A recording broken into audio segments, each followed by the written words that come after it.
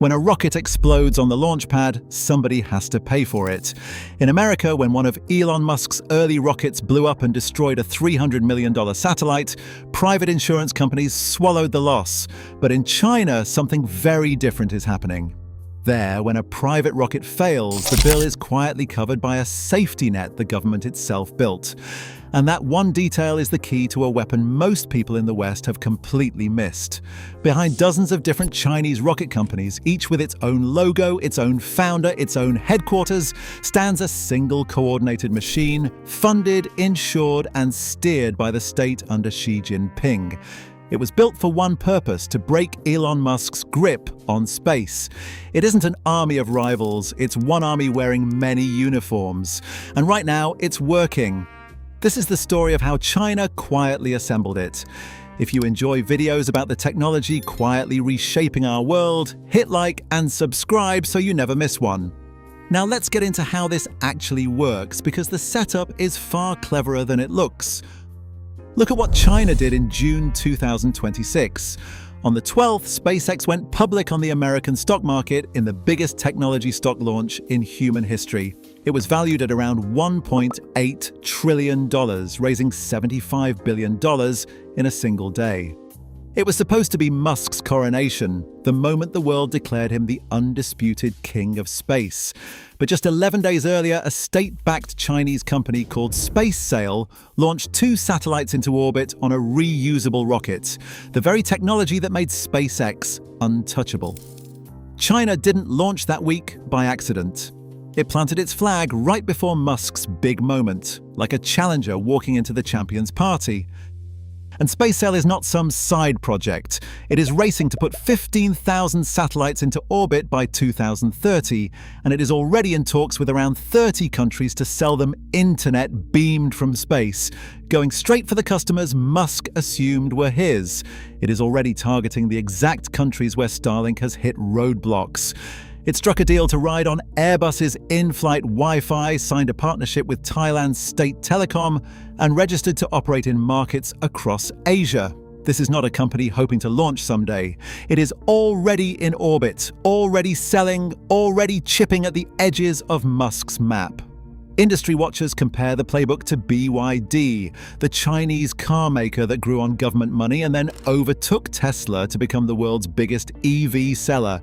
Same strategy. This time the target is not cars, it is the sky.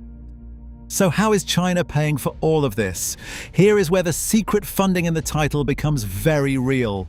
Building rockets is brutally expensive, and most of them fail at first, and SpaceX itself only got good by blowing up rocket after rocket until it learned.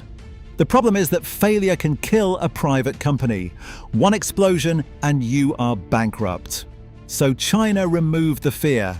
In 2025, under government direction, it created its first ever space insurance consortium, a pool of insurers that exists to cover commercial rocket launches. In its first year alone, that consortium provided more than $1.5 billion in coverage across 25 private launches. Rocket blows up, the consortium pays. The company survives to try again. In one quiet move, China handed its rocket firms permission to fail the way SpaceX fails, fast, often, and without dying. That is a government building a trampoline under an entire industry so that every crash bounces the companies back up instead of burying them. No private market on Earth offers that kind of protection. It only exists because a government decided an entire industry was too important to let fail. And that trampoline changed something deep in China's character. For decades, China's space program was run by the state and was terrified of failure. A failed launch was a national embarrassment. Hidden, never broadcast. SpaceX did the opposite. It blew rockets up on live streams, learned from each one, and got better fast. The chief designer of one of China's new rockets admitted it openly. SpaceX can push its hardware right to the edge, even into failure, and rapidly learn the limits. That willingness to fail in public was the secret ingredient China lacked.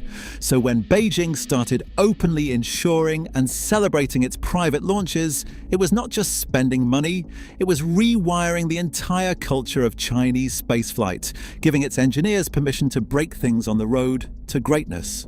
For a country that once buried its failures, that is, a revolution. The money doesn't stop at insurance. In late 2025, China rewrote its stock market rules specifically for rocket companies. Normally, a company must prove it's profitable before selling shares to the public. China built a fast lane that throws that requirement out for reusable rocket firms, as long as they hit certain technology milestones and serve the nation's strategic goals. Translation: if your rocket company helps China beat SpaceX, the government opens the doors to public money even if you've never earned a cent. A leading firm called Landspace, the first company in the world to fly a rocket on methane fuel ahead of both SpaceX and Jeff Bezos, got its public offering accepted within days of those new rules, at a valuation around $10 billion. The message to every engineer and investor in China was unmistakable: build rockets, the state has your back. And they listened. A flood of state-owned and private players are now racing to test their own reusable rockets, all chasing the same prize. Now step back and see why this approach is so dangerous for Musk.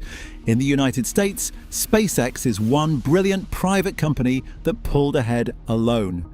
In China, it's the opposite. There is no single Chinese SpaceX.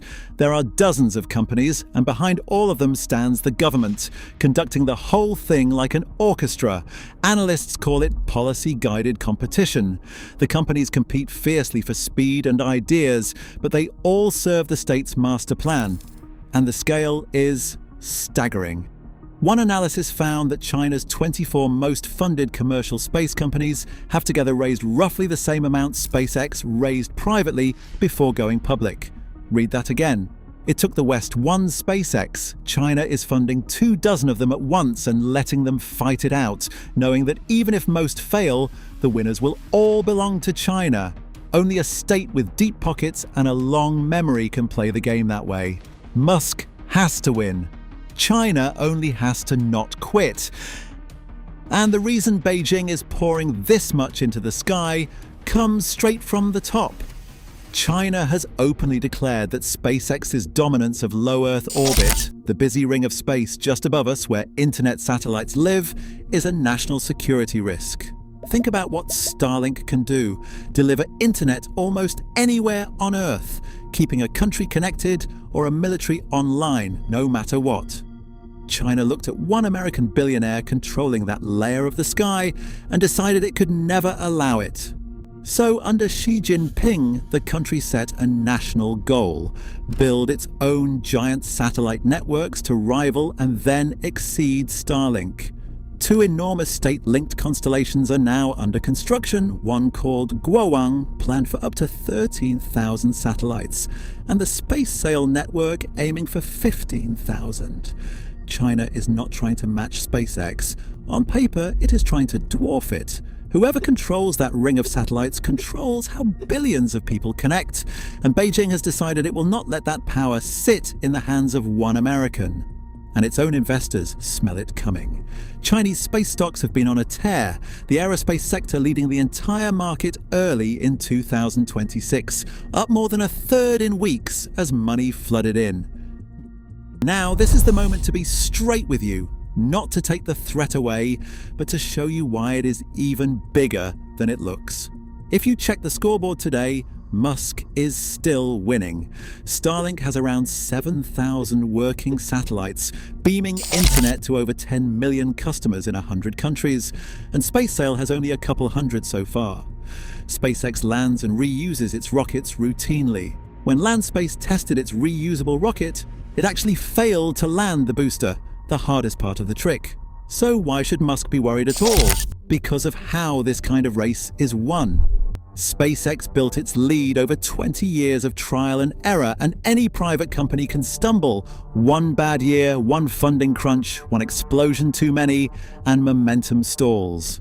China's machine cannot stall because it is not one company. It is a nation that can lose money, blow up rockets, and absorb failure for 10 years straight without flinching, all while a steady stream of government satellites keeps every factory busy and every engineer learning. That is not a sprinter trying to catch Musk. That is a marathon runner who never gets tired. And here is the part that should really unsettle the West. None of this is even secret. China is doing it in the open, as official policy. The only secret was that for years the outside world saw scattered Chinese startups instead of the single coordinated machine behind them. So where does this go? Every piece is being set for a long, grinding fight that favors endurance over a quick knockout. The insurance net keeps the companies alive through failure. The stock market fast lane keeps fresh money flowing. The two giant constellations give every Chinese rocket a constant stream of satellites to launch, and each launch, win or lose, makes the next one cheaper and smarter. That's the same compounding climb SpaceX rode to the top, except now an entire nation is climbing it together. Experts disagree on how fast China can close the gap. Some say years, others warn it's coming faster than Washington expects, but the direction is no longer in doubt.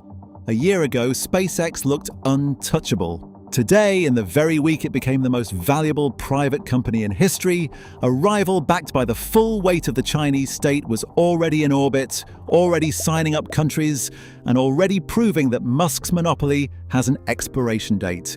It won't be tomorrow, and it won't be easy, but for the first time, that expiration date exists. The race for the sky just became a two-horse race, and the second horse has an entire government riding it.